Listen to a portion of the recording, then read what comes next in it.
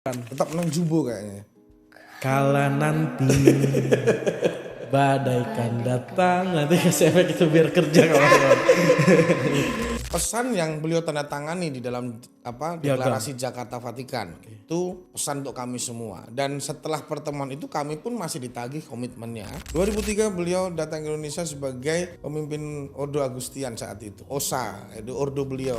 Perdamaian adalah pintu masuk atau situasi yang damai itu pintu masuk menuju kesejahteraan dan lain sebagainya. Aku nggak setuju tuh dengan apa yang Trump lakukan. Karena menurutku kayaknya bercandanya over deh. Kalau kami bahkan di Ya teman-teman Katolik bagaimana menanggapi hal tersebut? bagaimana Pak Prabowo mengirimkan utusan langsung untuk melayat atau memberikan penghormatan terakhir pada Paus Fransiskus. Iya. Eranya memang makanya harus saling kolaborasi. Iya, Yang penting iya, minatnya teman-teman muda, khususnya orang muda Katolik, bicaranya tidak hanya bagaimana saya menjadi apa di masa depan.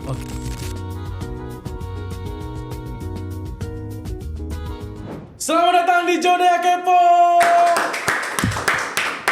Megah openingnya nih karena Kaget gua. kita kedatangan orang besar nih guys.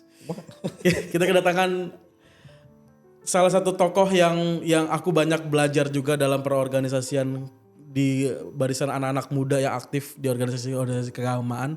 Hari ini kita akan ngobrol banyak, kita akan meneladani banyak hal terutama dari Paus Fransiskus yang mendiang yang baru saja berpulang dan kita akan banyak kepo. Ini lagi baru aja pemilihan Paus baru. With the one and only Bang Gusma, Ketua Umum PP Pemuda Katolik. Bang Gusma, apa kabar? Makasih undangannya luar biasa studionya. Kita selamat datang di UMKM Super Mikro ini. Tema pertama berat ini. justru teman-teman sebagai background tadi yang aku sampaikan Bang Gusma adalah Ketua Umum. Ini periode kedua ya Bung? Periode kedua. Periode kedua dari Bang Gusma sebagai Ketua Umum PP Pemuda Katolik. Kalau teman-teman tahu sebelum kita udah undang Bang Sahat, Ketua Umum Gamki, nah kita pengen dengar karena ini lagi momentum banget. Kita tahu ada pemilihan Pope baru, di mana efeknya ini sangat amat besar untuk dunia. Gak cuman dari segi keagamaan, cuman industri juga kebijakan tentunya nanti akan banyak terlibat. Bahkan yang paling sederhana dari sehari-hari adalah film Conclave. Yang tadinya penontonnya berapa naik berapa ratus persen. Film The Two Popes, highly recommend untuk teman-teman nonton The Two Popes Conclave. Itu kasih banyak insight tentang bagaimana proses pemilihan Paus di Vatikan. Tetap menang Jumbo kayaknya. Kala nanti badai kan datang, nanti kasih efek itu biar kerja kawan-kawan. Bang, Ya siap. sebelum kita masuk tentang berbagai hal yang terjadi di kepemimpinan Pope Leo, kira-kira aku mau mulai dengan teladan-teladan apa sih yang Bang Gusma lihat dari almarhum yang terdahulu yang sudah dibangun, terutama impactnya sangat luar biasa bagi anak muda Katolik di Indonesia. Kalau ya kebetulan puji Tuhan saya berkesempatan ya bulan Agustus ya bertemu dengan Paus Fransiskus di Vatikan dengan teman-teman lintas agama. Ya beliau sosok yang sangat mengenal Indonesia. Ya, waktu kita bertemu sebelumnya di briefing juga oleh tim yang ada di Vatikan, di Dikasteri Vatikan, bahwa beliau sangat paham dan tahu soal Bhinneka Tunggal Ika, soal Pancasila. Jadi sangat mengenal sekali Indonesia.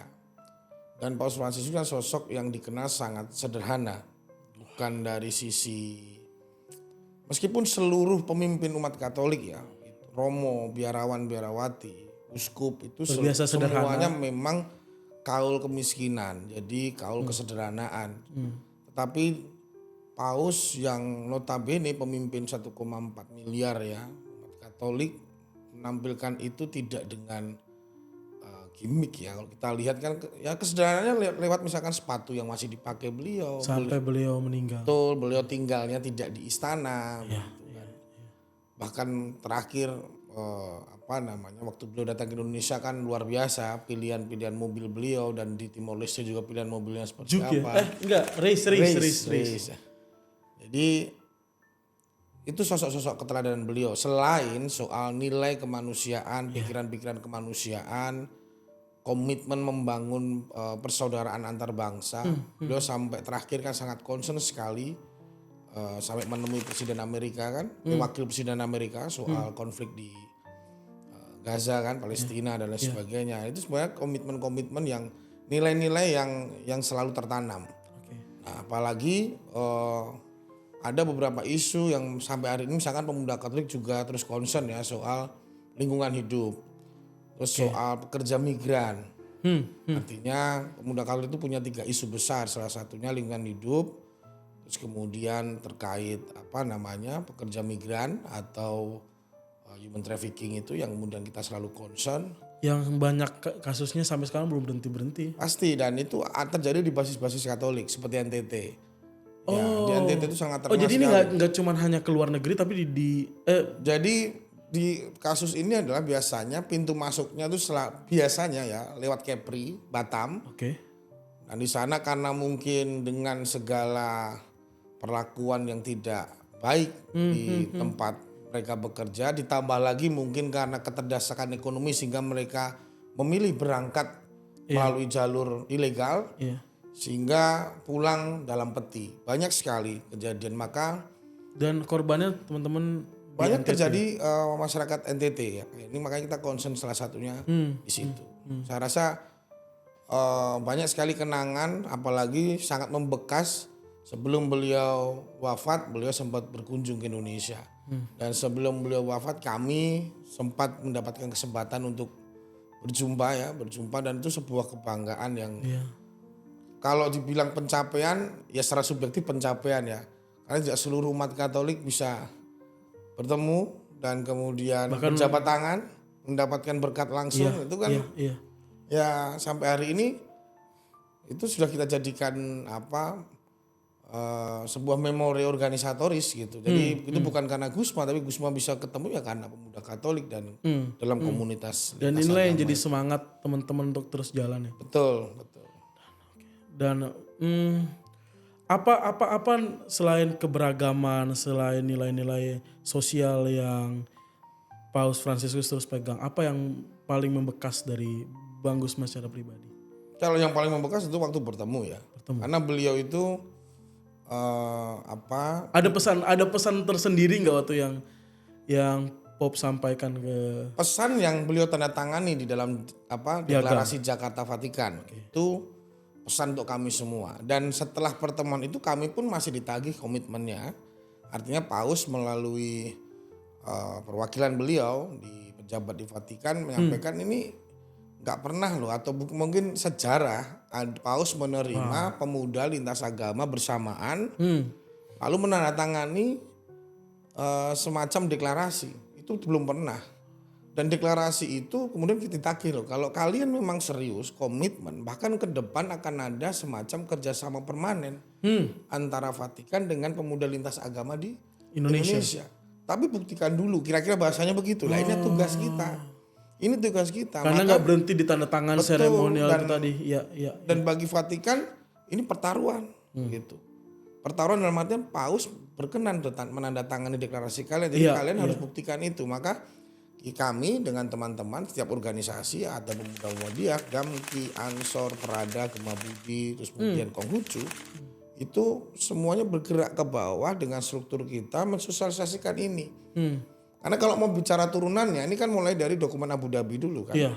Dokumen Abu Dhabi, dokumen perdamaian dan kemanusiaan yang ditandatangani Paus dengan imam besar, lalu kemudian di kita, anak mudanya ini kita yang menjadi pionir untuk itu. Di seluruh dunia ya? Iya, harusnya kan ini kemudian segera disosialisasikan ke bawah.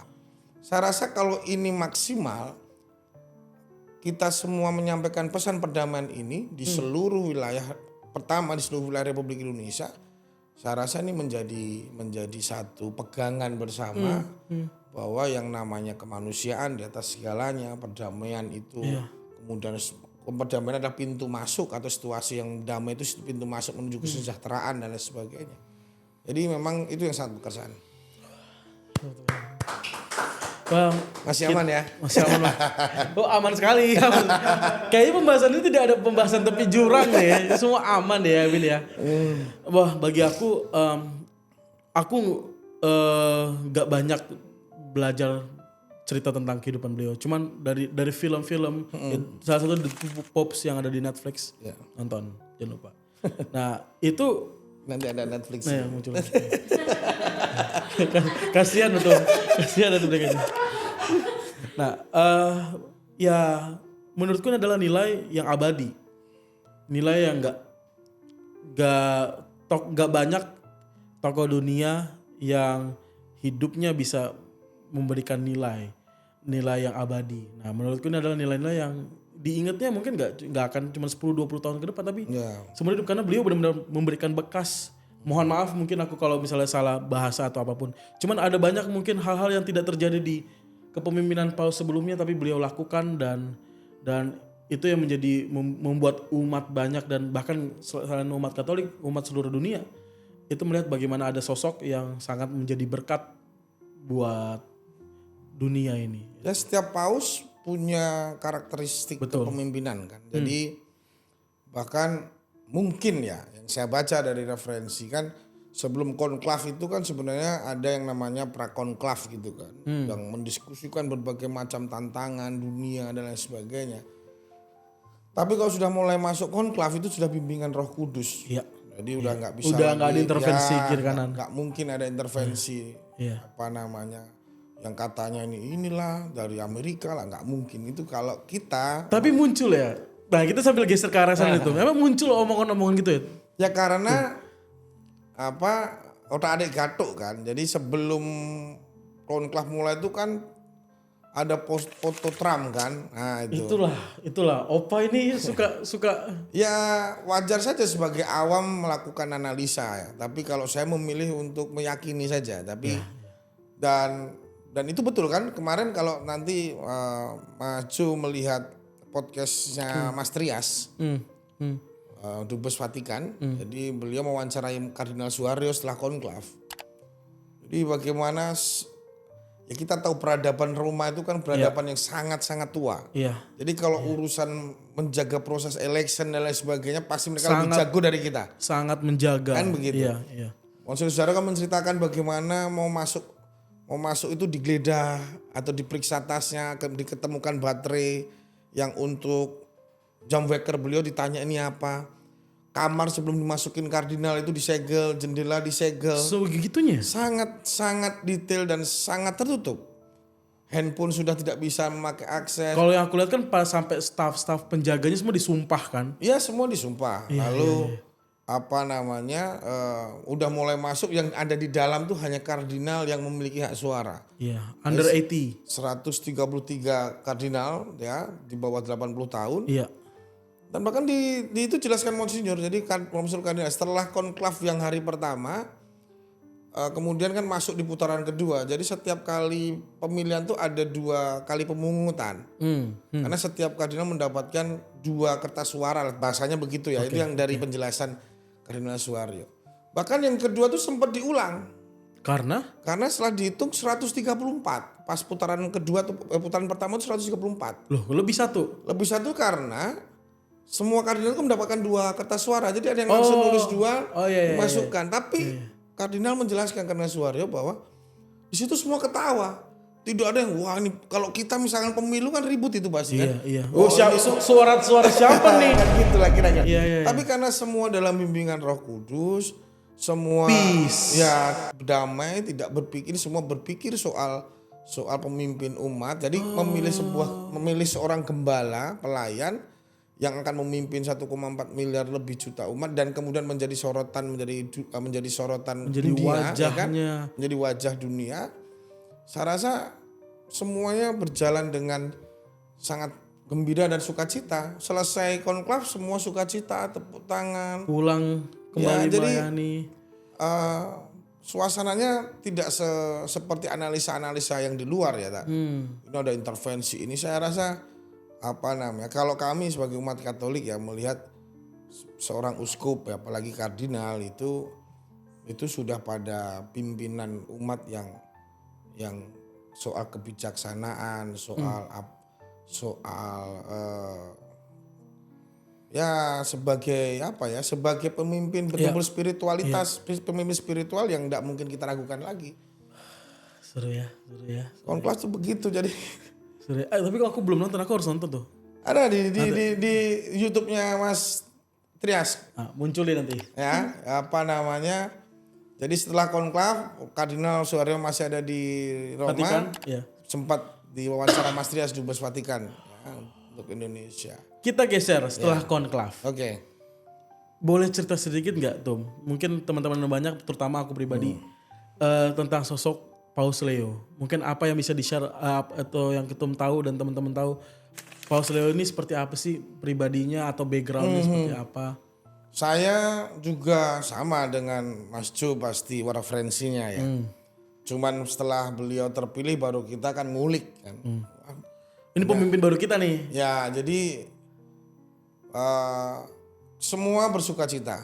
Paus Leo terpilih di dalam proses konklaf, semua bersuka cita.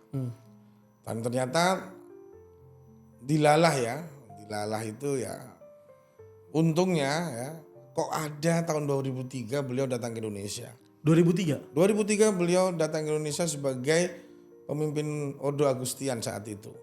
OSA, itu ordo beliau. Beliau ke Papua Barat. Sekarang Papua Barat Daya. Jadi ke Sorong, ke Maibrat dan ke Tambrau. 2003 beliau datang ke Papua.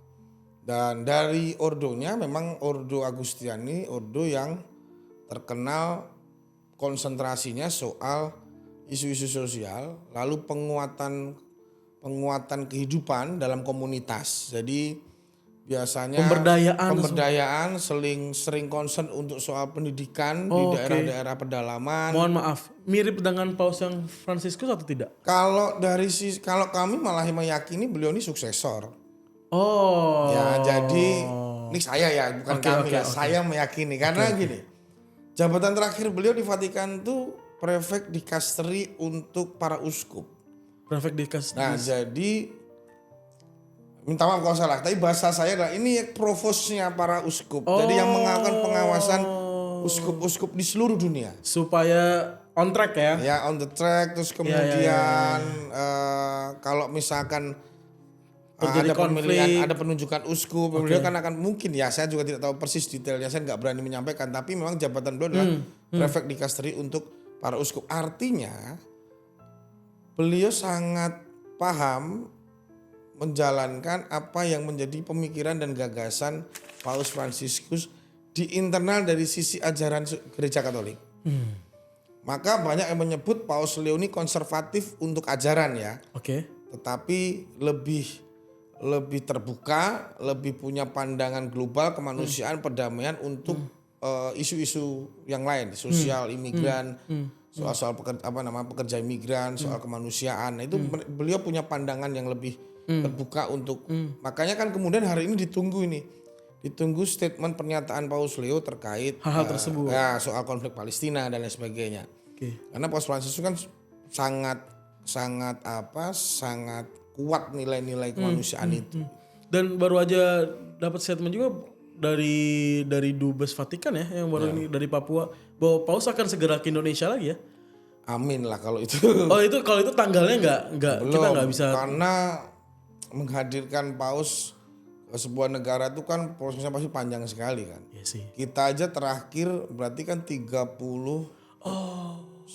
tahun yang lalu, 29 atau 39 Paus Yohanes Paulus kedua terakhir ke Indonesia, baru kemudian Paus Fransiskus kan. Gitu. Itu kan disampaikan kemarin, kalau nanti bisa dimunculin juga supaya aku nggak salah, itu mau Paus akan kembali ke tanah Papua dan Indonesia. Amin. Dan masyarakat Papua pasti sangat dengan ordunya Paus Leo ke-14 ini sangat familiar. So majority-nya juga banyak di sini dengan ordo jadi tersebut. Jadi uskup baru yang kemarin ditahbiskan di Timika, ya, Uskup Bonvitus itu ordonya sama dengan ordonya Paus OSA, Ordo Santo Agustian itu. Jadi di Katolik kan banyak sekali ordonya. Kalau Fransiskus kemarin, Paus Fransiskus kan dari Yesuit kan. Oh, weh, jadi yo senang banget sih kalau misalnya beneran. Ya amin sih, amin banget. Semoga segera, Amin. semoga segera. Sekarang Paus Leo umur berapa ya? Aku lupa. Beliau sekarang 69, relatif sangat muda, masih muda, Iya, masih muda. dulu sebelum Paus Fransiskus menjabat juga umur segitu ya? Ya, Mirip-mirip ya lah ya. mirip-mirip segitu. Karena beliau kan wafat umur 88, Oh, iya ya berarti, kan? berarti masih ada banyak kesempatan untuk Paus bergerilya keliling Ya, dunia. dan semoga yang penting sehat. Yang penting sehat. Yang penting sehat karena kalau sehat berarti beliau bisa melakukan perjalanan perjalanan Pelayanan ini. apostoliknya ke beberapa negara mengunjungi para. Nah ini yang menarik tadi yang Bang Gusma bilang soal ordo dari Paus Leo bahwa banyak dengan pemberdayaan sosial dan lain sebagainya. Apa yang kira-kira menurut Bang Gusma sendiri tergambar di pikiran Bang Gusma bahwa ini akan berimpact nih untuk kedepannya, terutama di isu sosial politik dengan kepemimpinan Paus Leo ini. Ya seperti halnya zaman Paus Fransiskus ya, beliau kan punya satu pemikiran soal Laudato Si ya. Jadi ya soal lingkungan hidup, kemudian diterjemahkan kan soal lingkungan hidup, bagaimana kita lebih bijak soal isu-isu pertambangan, apalagi yang batu bara, minyak bumi, ya kan seperti itu. Nah kalau dengan Paus Leo ini misalkan kita membaca bagaimana kiprah beliau ya, pemikiran-pemikiran beliau dan penguatan hidup dalam komunitas yang mulai dari beliau aktif sebagai pimpinan superior jenderalnya OSA ya, itu kan menurut saya kayak pemuda Katolik ya kita harus penguatan di pemberdayaan. Oke. Jadi segala isu keterlibatan kita, contoh misalkan beliau kan menjadi concern soal isu pendirian rumah ibadah misalkan ya kan. Artinya bukan pendirian rumah ibadah tapi membangun kebersamaan dalam keberagaman itu. Iya. Nah, berarti yang pertama konsentrasi kita tentu pertama menjalankan apa yang sudah kita komitmenkan dalam Deklarasi Jakarta Vatikan. Oke. Yang kedua tidak cukup di isu dan wacana itu, tapi yang kedua ikut terlibat mengadvokasi persoalan itu. Nah, maka sebenarnya kayak di Gamki punya Griksena. Iya. Di Ansor punya Banser, gitu kan. Di Pemuda Muhammadiyah punya Kokam. Nah, Pemuda Katolik ini kemarin di kongres terakhir kita mendirikan kembali namanya Paskokat, Pasukan Komando Pemuda Katolik. Tapi geraknya dalam konteks misalkan mendukung gerak komunitas ini atau pemberdayaan ini adalah memperkuat skill komunikasi, memperkuat skill komunikasi ke bawah dengan masyarakat. Oke. Karena tentu beda tugas kita dengan misalkan teman-teman Banser yang punya ratusan atau ribuan pasukan gitu kan. Tentu tugas kita lebih misalkan ada gereja yang agak mendapatkan gejolak penolakan gitu kan. Ya kita turun masyarakat, bangun komunikasi, membuat program-program karitatif. Itu yang sedang kita mulai lakukan. Oke. Apa namanya? Paskokat. Paskokat. Pasukan Komando Pemuda Katolik. Dan nggak perlu turun pakai seragam kan begitu. Tapi memang membaur. Secara mental, secara karakteristik kerja pengorganisirannya jalan. Maka ini Bimas Katolik misalkan mempercayakan Pemuda Katolik di beberapa titik untuk turun bersama. Gitu. Karena kerja-kerja begini nggak bisa kerja-kerja yang blow up media. Iya. Yang harus konferensi pers nggak kan? Iya. Ya datang, sowan, komunikasi, bentuk Hal-hal budaya yang Indonesia banget lah ya. betul. Seperti yang Bung Ardo bilang, Katolik yang Indonesia banget. Betul. Jadi hal tersebut yang paling kedepannya perlu kita jalanin sebagai umat Katolik di Indonesia. Menurut Bang Ketum, Ya. dengan pola kepemimpinan beliau yang seperti itu, yang kita gambarkan tadi sebagai sosok sosial, sosok yang banyak ingin memberdayakan umat dan lain sebagainya. Apa hal yang perlu atau dirasa oleh Bang Ketum dan Pemuda Katolik untuk pemerintah kita lakukan dengan pemerintah di Vatikan? Ya pasti pertama, apalagi dengan Vatikan ya. Vatikan adalah negara pertama Eropa yang mengakui kemerdekaan Indonesia. Kan. Itu Vatikan. Dan hubungan selama ini juga terjalin sangat baik. Oke. Itu pertama tentu perlu dipertahankan. Yang kedua, spirit yang dibangun konteksnya di Indonesia misalkan kan kita kan kemarin kan selama ini kan bangga dengan keberagaman berbagai macam suku bla bla bla bla, tetapi harus lebih mendarat dan lebih konkret bahwa di dalam keberagaman itu harus ada keadilan sosial. Di dalam keberagaman itu harus ada kesejahteraan. Di dalam keberagaman itu harus ada kepastian akan akses pendidikan, kesehatan dan sebagainya. Nah, saya rasa itu bagian dari tanggung jawab atau tugas ya yang kami Pemuda Katolik juga terus melakukan pengawalan itu, berkolaborasi dengan pemerintah dalam rangka mencapai itu.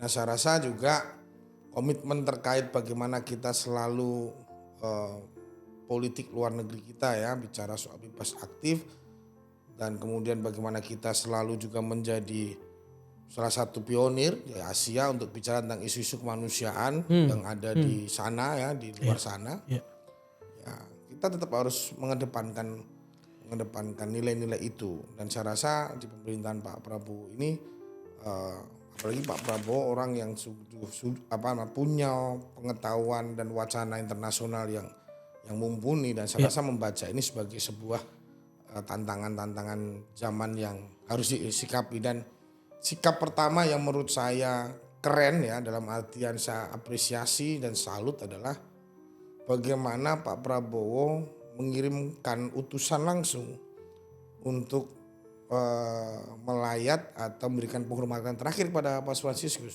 Itu dan bagian, gak cuma satu lagi. Dan itu bagian dari terus menjaga, karena hubungan dua negara ini bukan sekedar hubungan pertemanan, tetapi kan ada kerjasama, ada hal-hal dibicarakan, ada prinsip-prinsip antar dua negara yang bisa saling dihormati. Dan yang berangkat kan satu mantan presiden di saat Paus hadir, yang kedua Pak Jonan itu adalah ketua panitia kehadiran Paus Fransiskus ya. Kemudian ada Pak Tommy Jiwandono.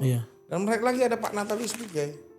Ya Bang Pigai ini Menteri HAM asli Papua. Bang Pigai. Ya kan? Dan ternyata Paus yang terpilih 2003 sudah ke Papua. Papua. Ini simbol-simbol yang benar-benar dijaga oleh Bapak Presiden bahwa ya inilah. Satu simbol, tapi yang kedua mungkin ini mestakung juga. Ini semesta mendukung. Iya. Jadi barengan itu ya. Iya. Kemudian kalau oleh analisa-analisa yang di luar kan, wah ini dikait-kaitkan kayak Trump pakai baju ini. Oh Trump sudah tahu bahwa pausnya nanti kelahiran Chicago. Aku kalau boleh beropini ya Bang, aku nggak setuju tuh dengan apa yang Trump lakukan. Karena menurutku kayak bercandanya over deh.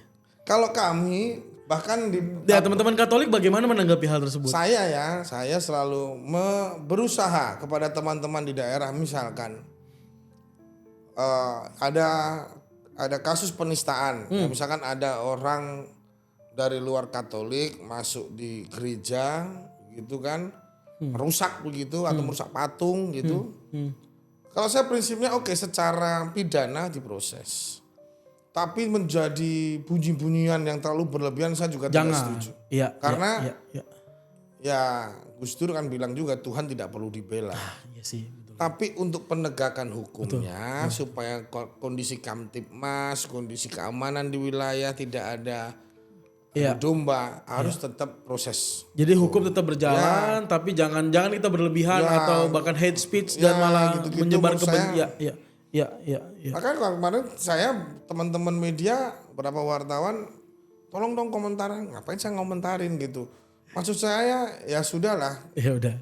Yang gitu kan. Tapi kalau itu ada di Indonesia, paling kita berkomunikasi dengan kepolisian misalkan untuk kita membuat laporan, tertutup saja, udah silakan diproses kan gitu. Kita kawal. Oke, balik lagi. Kita perlu nggak tuh menurut Ketum Gusma untuk Indonesia buat suatu perjanjian baru atau penandatangan sesuatu yang berkaitan dengan hal-hal tersebut dalam hal perjuangan Vatikan dan Indonesia dalam keberagaman ini?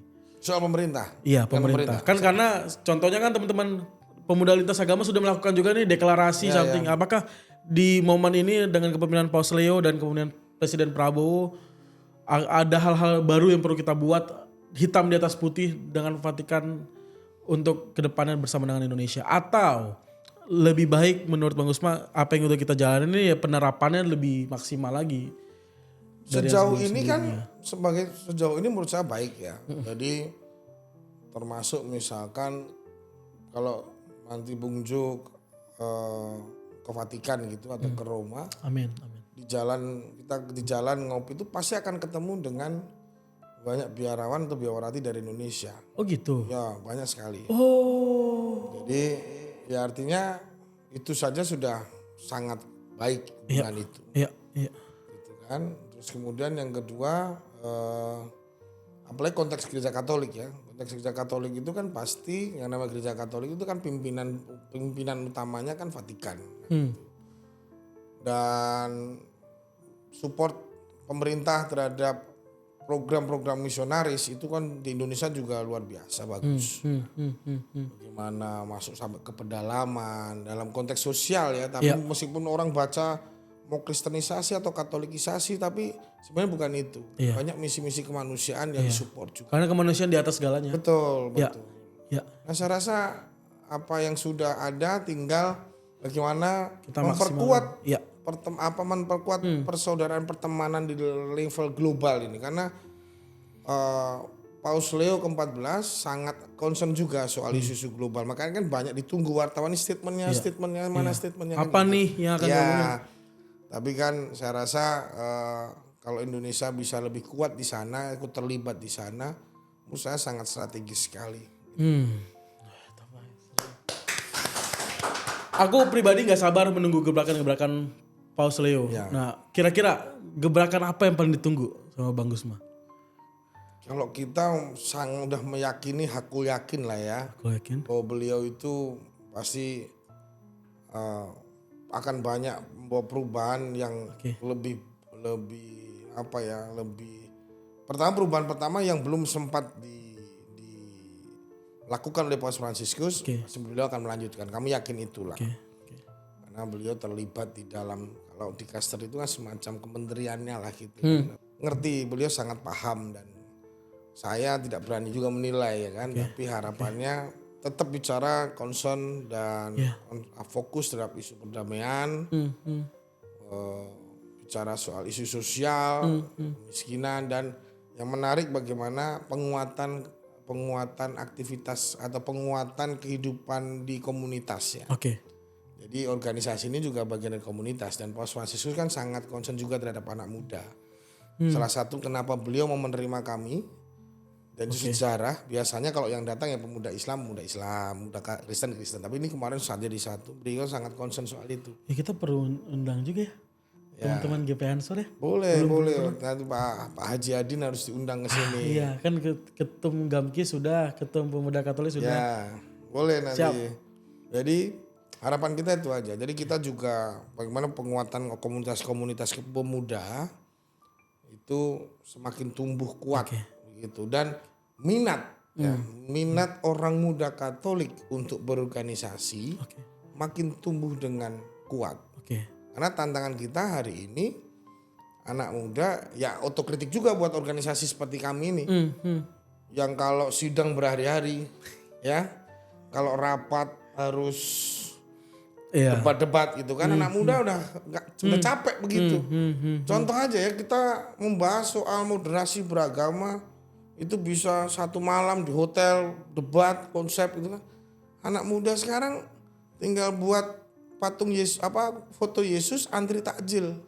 Selesai urusan moderasi beragama. Sesimpel itu. Jadi memang eranya memang makanya harus saling kolaborasi.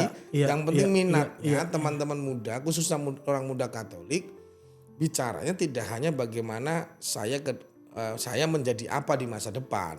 Oke, itu penting, tetapi bagaimana kepedulian dan keterlibatan saya dalam persoalan-persoalan sosial. Saya bisa buat apa saat ini untuk sesama saya gitu. Ya, jadi untuk lingkungan, untuk situasi. Tapi nanti anak muda yang sekarang di luar sana, anak muda Katolik khususnya, itu kasih input juga, masukan ke kita. Senior jangan terlalu banyak rapat yang nggak produktif gitu kan. Sekarang eranya sudah digital. Kita 2 hari rapat, mereka setengah jam desain pakai sosmed dan sebagainya, lebih viral mereka daripada kita kan gitu. Impactnya lebih besar lagi seringkali. Betul, artinya ya ini otokritik untuk kami ini ya Iya, supaya. Tapi ya kalau mau seperti Paus Leo sampaikan, penguatan komunitas menjadi penting untuk menjadi jembatan dari segala persoalan. Itu.